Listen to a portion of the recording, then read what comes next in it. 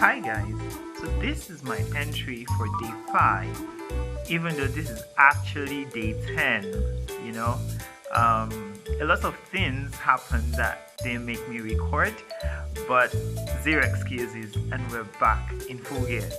So, the last time I spoke about how mental models really offer us different perspectives by which we can approach problems or whatever situations we find ourselves in, right? Today, I want to talk about how I learned that mental models must actually fit reality. So, there's something called flawed models, and this happens in either of two scenarios. Maybe the model that we are adopting doesn't really fit an accurate description of reality, or we're applying a correct model in a wrong situation, right? And so let me give an example. So let's take someone who believes that every time he thinks about his mom will call him. To be honest, I actually once believed this, and it's from a personal story. Very quickly, there was a time I was on a bike, and then when I wanted to alight from the bike, I burnt my calf. I burned my leg anyway, some part of my leg, because I accidentally touched the exhaust pipe of the bike. And immediately I did that, I started thinking of my mom, because she's a nurse. I was like, what would she do? And you won't believe that she called me at that very moment. And somehow I just believed that every time I think of my mom, she will call me. But the truth is that I've not taken into account all the other times I thought about my mom and she didn't call me, as well as all the times I wasn't thinking about her and she called me. So adopting this as a mental model, like extrasensory perceptions, will actually not be accurate, because that's really not the case of the matter. So the point is, we must apply our mental models to as large sample size as possible, right? Before we can actually adopt it as a mental model. That's the first thing I learned. I also learned that because mental models really help develop our thinking, we need to take the time out to make sure we understand these models. We need to review them to make sure that there are no blind spots in them. Somebody said that a man who makes a mistake and doesn't correct it is making another mistake. You know, sometimes making a good decision is really just avoiding a bad decision. So one, our models must fit reality, and that means we must have applied it over a large sample size to ensure that it's actually consistent. We must make sure that we're not applying it in a wrong scenario, right? That is like this model for a fit situation.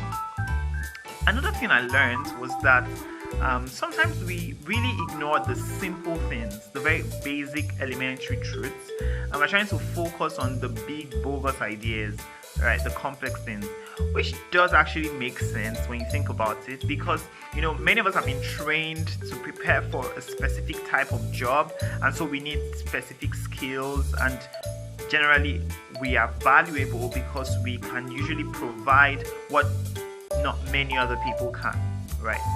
And so this desire to aim for specific knowledge has sometimes made many people ignore the very basic elementary truths. But mental models are built on elementary truths, because the universe will act the same way all the time, regardless of who is involved or what situation is involved. So having an understanding of the basic elementary principles will actually help us understand what really is, and you know, just form a causal relationship. That's what we call it, like an analogy that helps us see what is the basics, so that when the circumstances change, like when the details of the situation changes, we still have an understanding of what to do, and we can just change our tactics to approaching that problem. I don't know if that's clear enough. So, but the idea is like mental models actually help us understand the basic truths so that regardless of the specifics of the situation, we can apply an understanding of those basic truths, and just by changing our tactics, be able to address that problem in an appropriate manner. I hope that makes sense.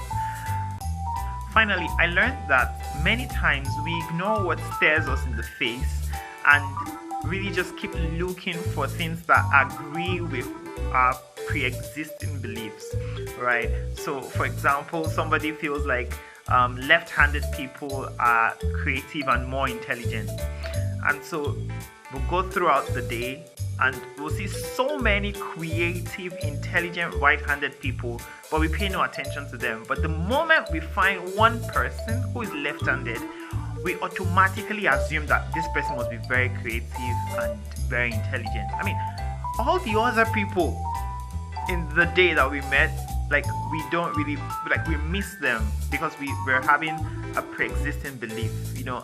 This is called the confirmation bias, and it's a form of mental model that is something that we should actually avoid, because when we adopt such a view of the world, then many times we miss out on great opportunities that stare us in the face. So this is the idea of mental models, like having very different perspectives and different ways of looking at the world, so that we're not boxed up into one approach to addressing things. This was exciting for me. It's definitely fun to learn every day, and I'm happy I'm doing this. So till tomorrow, guys, I will see you again.